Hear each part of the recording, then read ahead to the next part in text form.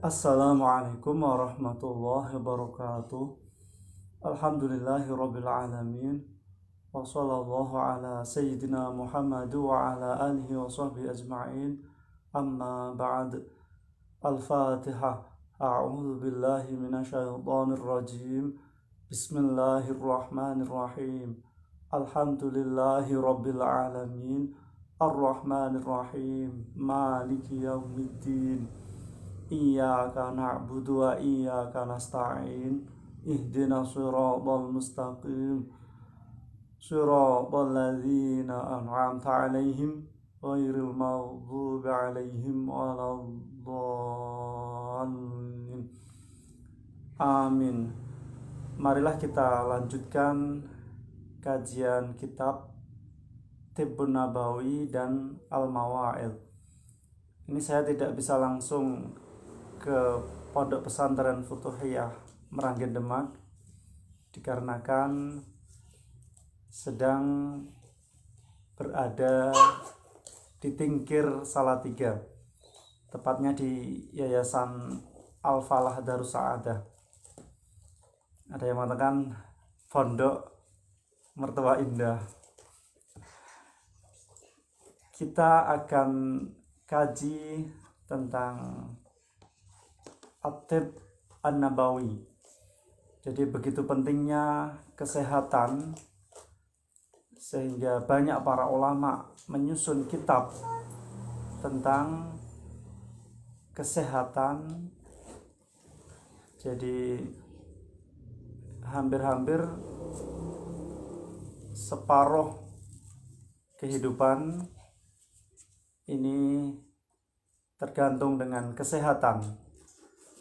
Karena kalau tidak sehat, apa-apa tidak bisa nikmat.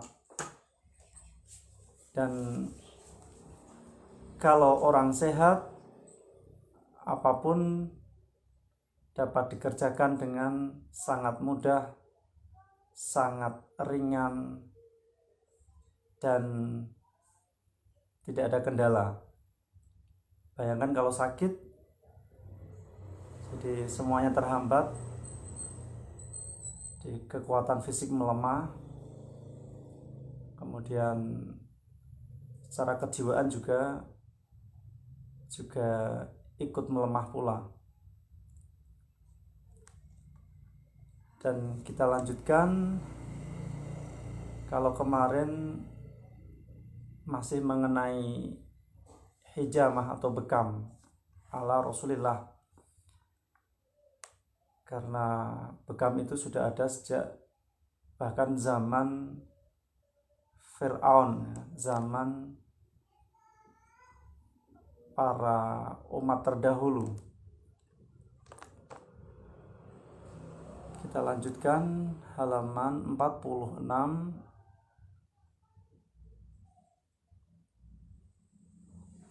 Wa fi atharin lan ing dalem asar dawuh para sahabat, al-hijamatu utawi cantuk ala riqi ing ngatasé tingkah ngelih iku dawaon dadi tombo. Jadi dari asar atau perkataan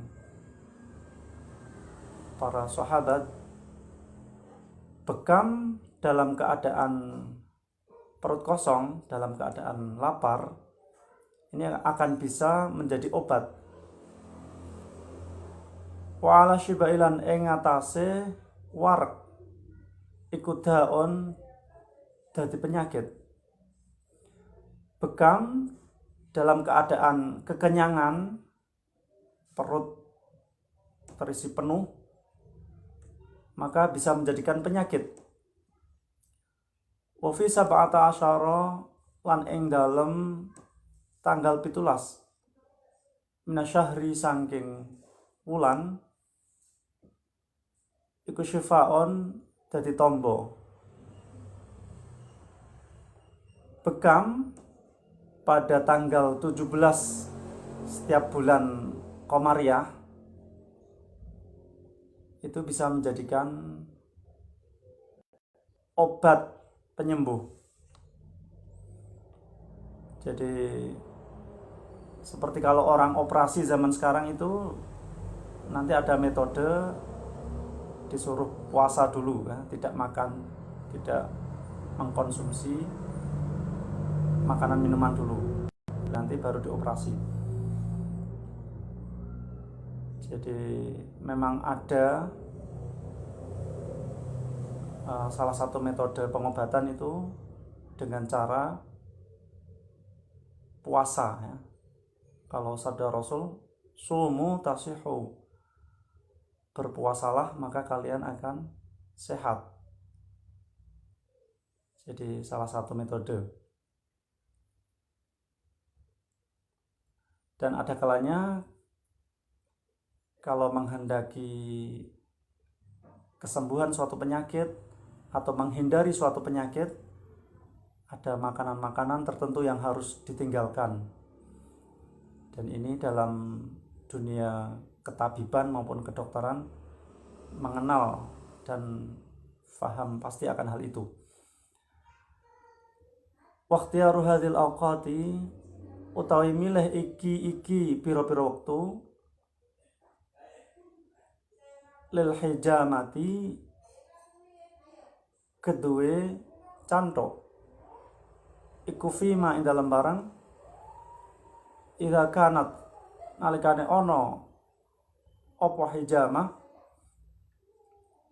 ana iku ala sabilil ihtiyati ing atase dalan ngati-ngati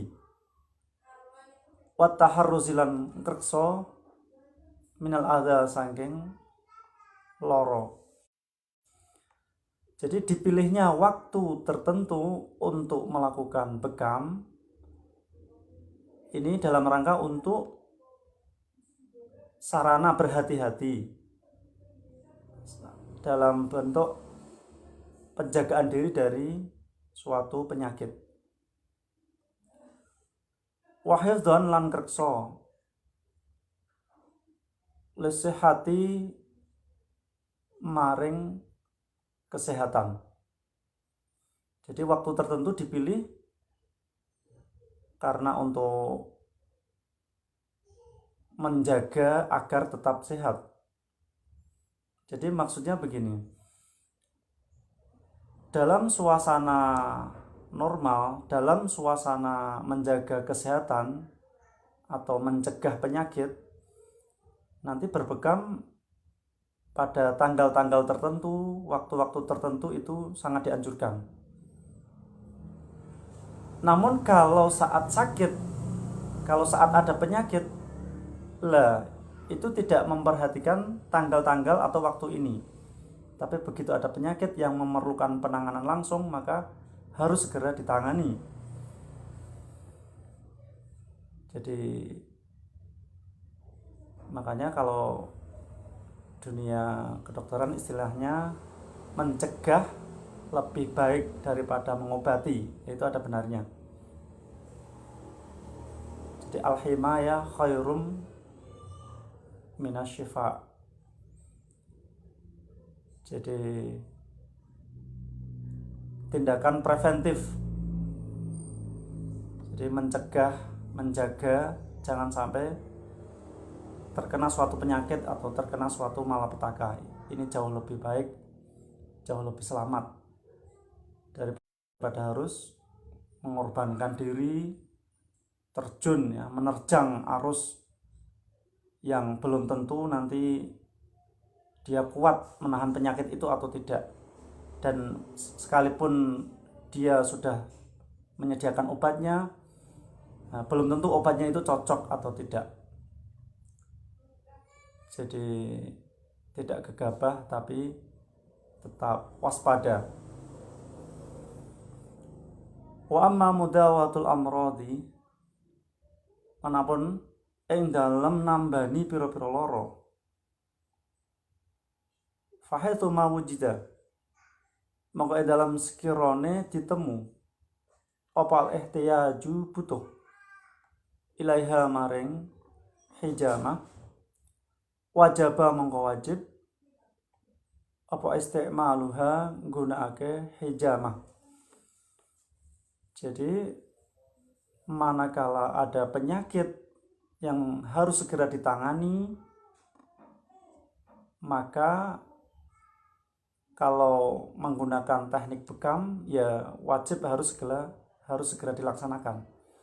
Jadi tidak pandang kapan waktu yang tepat, tidak harus menunggu tanggal-tanggal yang dianjurkan karena sifatnya darurat, emergensi.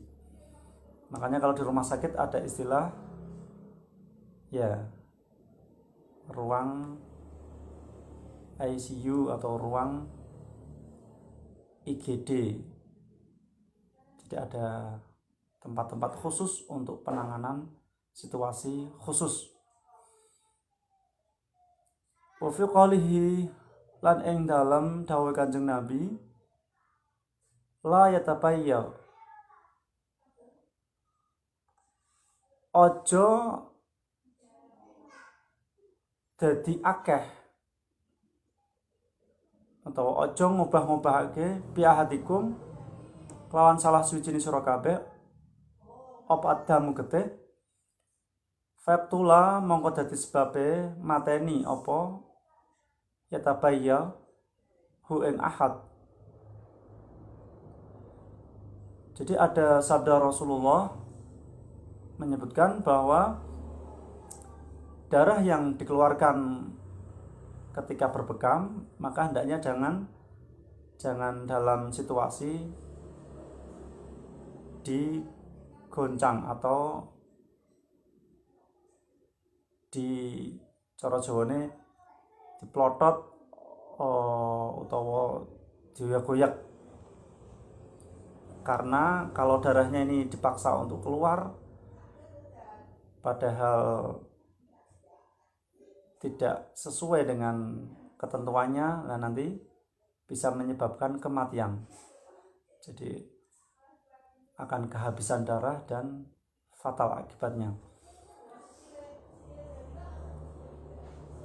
Dilaluhu utawi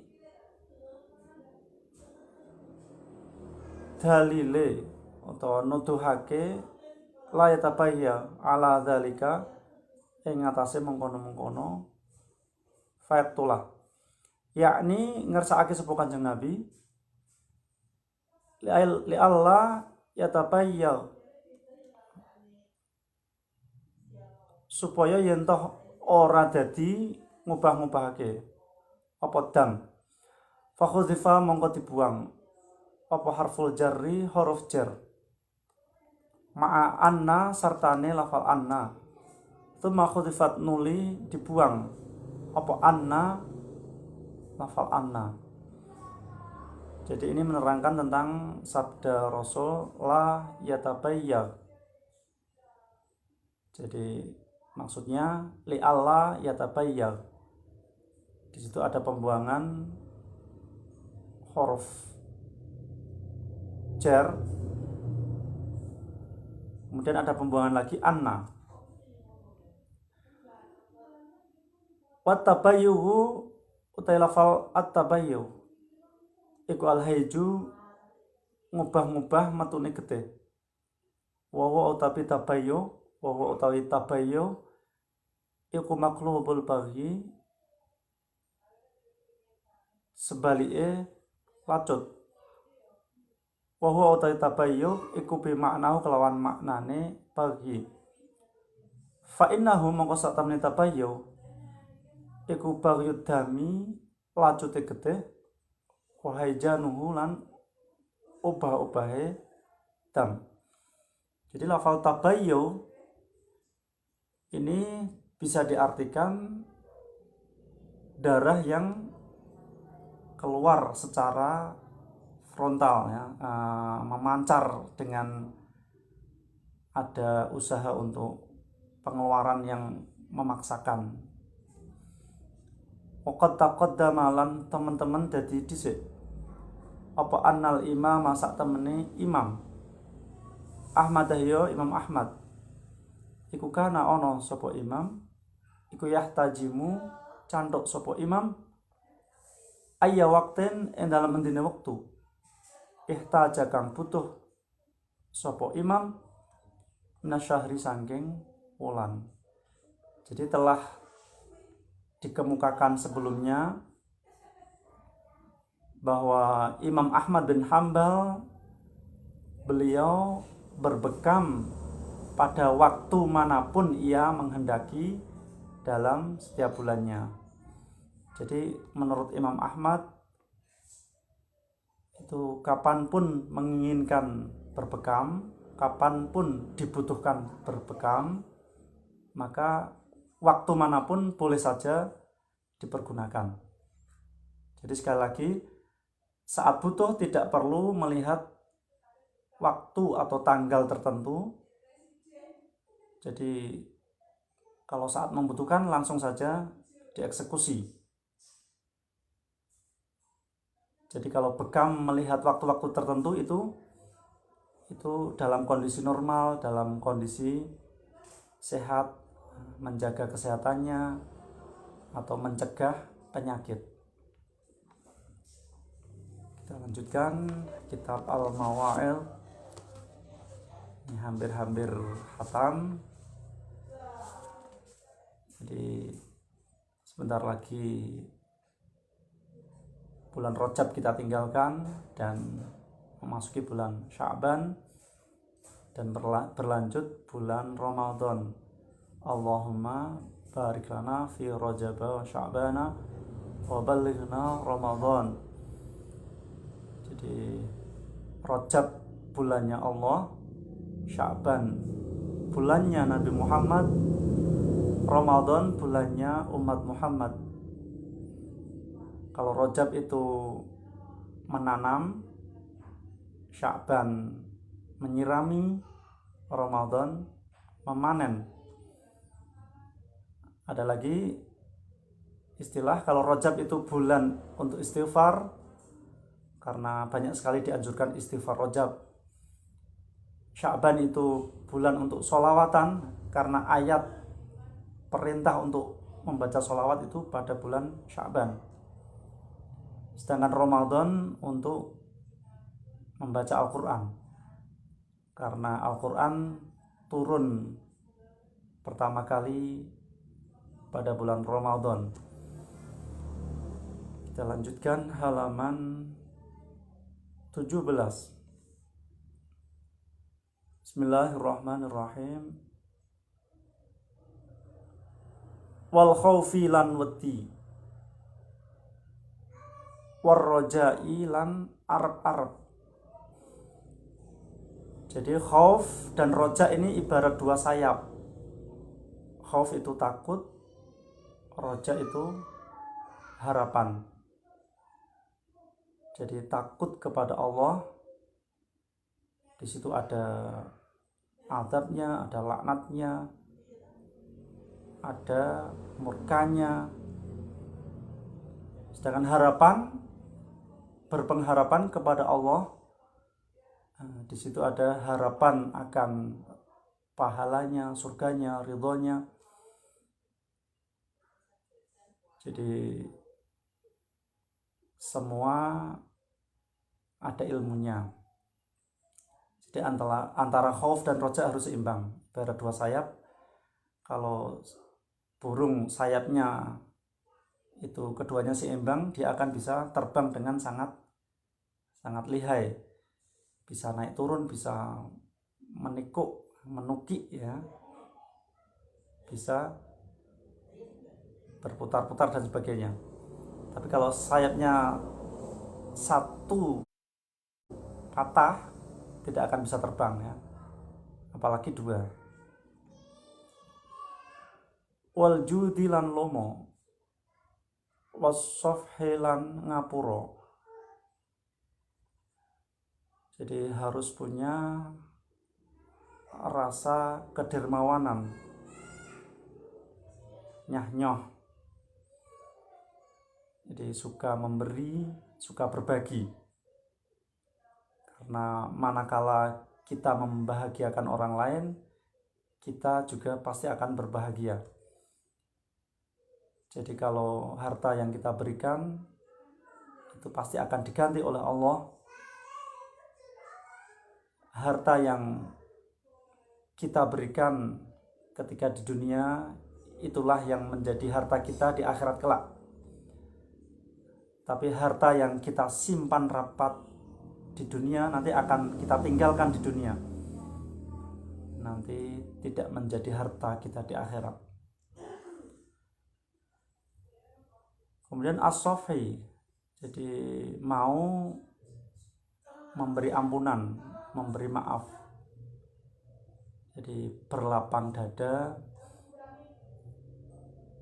Jadi tidak pendendam, tidak pemarah, tidak apalagi penyiksa, pembalas atau penghancur.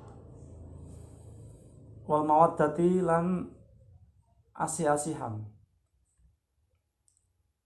Wal ghirati lan cemburu. Ya, mawaddah itu kasih sayang. Jadi hendaknya manusia dalam hatinya selalu terpupuk kasih sayangnya. Jadi kasih sayang kepada siapapun, kepada apapun. Jadi kalau kita sayang kepada makhluk yang ada di bumi, maka yang ada di langit akan sayang kepada kita, Allah dan para malaikat. Jadi yang sayang akan disayang. Dan ghirah ini cemburu. Cemburu itu maksudnya kalau kalangan manusia ya tidak rela. Misalnya ada anak istrinya diganggu lelaki lain ya, atau anak istrinya dijadikan komoditas secara massal ya. Jadi kita tidak rela, kita cemburu. Itu baik. Kalau Allah itu cemburunya jika ada hal yang diharamkan kemudian diterjang. Jika ada larangan justru malah dilakukan dengan senang hati. Lah itu Allah cemburu. Allah tidak rela dengan semua itu. Wal muasati lan gawe jembar. Wal mudarati lan ngalusi wong liya. Jadi muasah itu membuat orang lain biar leluasa, biar orang lain itu ya tidak canggung ya, tidak malu. Jadi memberi kebebasan kepada orang lain ya, memberi toleransi kepada orang lain. Jadi istilahnya tidak usahlah ya mencampuri urusan orang lain, tidak usah mengganggu orang lain apalagi. Kemudian mudarah ngalusi wong liya. Jadi beramah tamah kepada orang lain, berlemah lembut kepada orang lain. Jadi watak manusia itu suka kalau diberi kebaikan, sebaiknya akan benci kalau diberi keburukan. Ya bisa kita ukur, kita memperlakukan orang lain seperti kita memperlakukan diri sendiri. Jadi bahkan sesuatu yang kira-kira kalau ditimpakan kepada diri sendiri kita nggak suka, ya jangan sampai kita timpakan kepada orang lain. Sebaliknya sesuatu yang kalau kita suka, kita menerima, lah itu kita juga bisa memberikan ke orang lain agar orang itu juga suka. Wal itharilan milihake wong liya utawa dhisikake wong liya. Wan nasihati lan ngarepake bagus. Di ithar ini mengalah. Jadi mendahulukan orang lain sementara kita mengalah. Nah, ini baik kalau dalam urusan duniawi. Jadi misalnya ada makanan, ya udah kita mengalah orang lain dulu misalnya. Nah, kalau Rasul itu punya 2 siwak, yang satu lurus, yang satu bengkok. Yang lurus itu dikasihkan orang lain karena baik, yang bengkok itu untuk Nabi sendiri ya, karena ya kalau untuk diri sendiri nggak apa-apa, mengalah. Seperti kalau ada orang menggelarkan sajadah, itu seandainya di sampingnya nggak bawa sajadah, itu biasanya kan sajadah yang bagian atas kita kasihkan ke teman ya. Nah, sajadah yang bagian bawah kita pakai. Nah, coba kalau dibalik nanti bisa tersinggung orangnya ya. Bagian kaki ditaruh di kepala dia ya. Nah, itu bisa marah-marah ya. Bisa sakit hati bahkan. Kemudian an-nasihah. Nasihah itu menasihati, maksudnya mengharapkan orang lain menjadi baik. Jadi bagaimana supaya orang ini berubah menjadi baik, meninggalkan keburukannya. Wal iffati lan krekso. Jadi iffah itu menjaga diri. Jadi bisa menjaga diri dari perbuatan yang jelek, perbuatan yang menurunkan martabat, perbuatan yang mungkin maksiat dan sebagainya. Wa taslimi lan pasrah, wa tawakkuli lan tawakal. Jadi taslim itu pasrah terhadap hukum Allah, terhadap ketentuan Allah. Jadi apapun ya kita pasrah, kita menerima apa adanya tanpa ada penolakan, tanpa ada pemberontakan. Dan kalau tawakal ini pasrah, maksudnya pasrah itu ya sepenuhnya kita pasrahkan kepada Allah, karena Allah lah yang maha kuasa. Nah tentunya setelah berusaha. Jadi ada usaha untuk memperbaiki diri, ada usaha untuk menyelamatkan diri,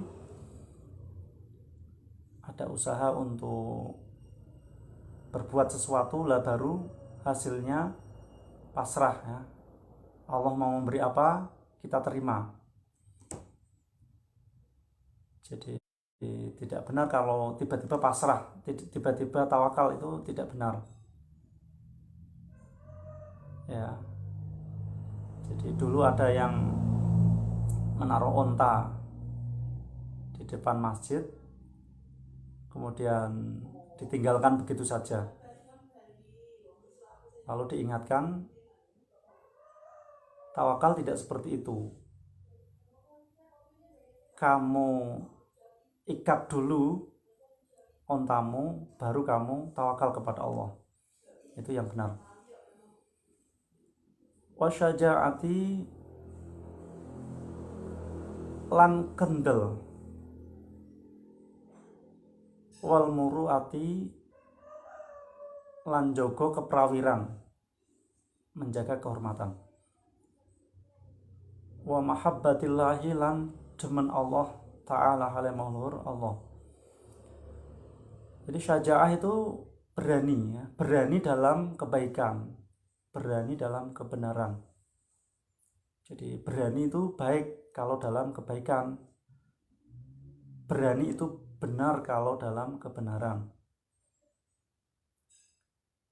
Jadi kalau dalam kesesatan berani itu namanya ya tidak berani, itu namanya ngawur.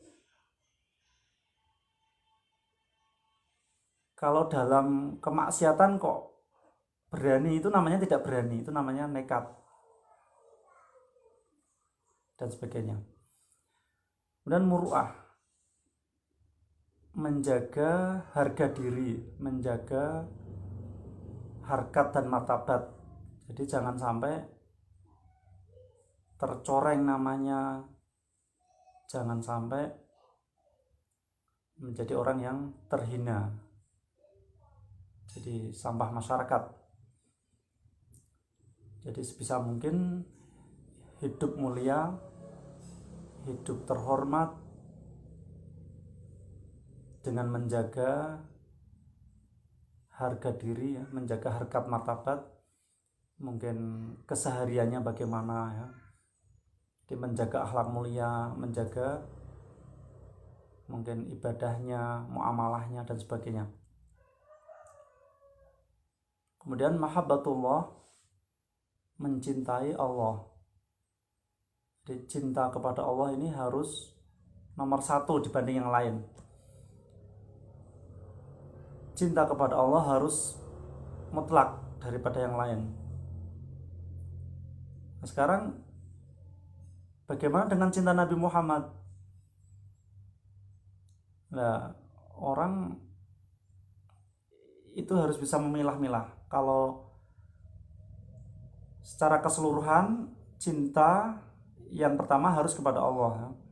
Tapi kalau dalam ranah makhluk, cinta yang pertama harus kepada Rasulullah Muhammad SAW.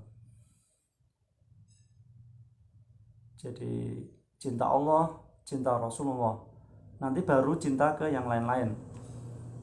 Misalnya ke orang tuanya, ke anaknya, ke suami atau istrinya, atau ke orang lain. Jadi ada urutannya. Jadi kalau orang sudah besar cintanya kepada Allah, nanti cinta kepada yang lain tidak akan terasa. Ibarat kalau matahari sudah bersinar terang, maka semua sinar, semua cahaya akan kalah dengan pancaran sinar matahari yang terang benderang. Sekian, semoga bermanfaat. Kurang lebihnya mohon maaf. Wassalamualaikum warahmatullahi wabarakatuh.